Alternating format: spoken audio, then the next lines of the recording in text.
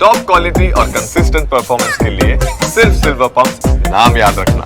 મહેમદાબાદનું કેસરા ગામ પાણીમાં ગરકાવ થયું છે। ગામમાં પ્રવેશવાના તમામ રસ્તા પાણી થયા છે। મુખ્ય માર્ગ પર ઘૂંટણસમા પાણી ભરાતા અવરજવરમાં મુશ્કેલી પડી રહી છે।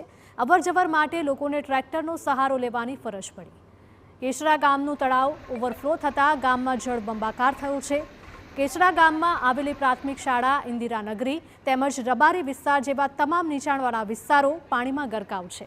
અનેક વિસ્તારમાં ઘૂંટણસમા પાણી ભરાતા જનજીવન ખોરવાયું છે।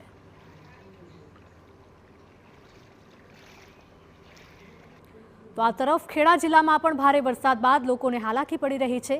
નવા ગામની નાયકાને જોડતો મુખ્ય માર્ગ છે તે પણ પાણીમાં ગરકાવ થયો છે। રસ્તા પર પાણી ભરાતા વાહન ચાલકોને મુશ્કેલી પડી રહી છે।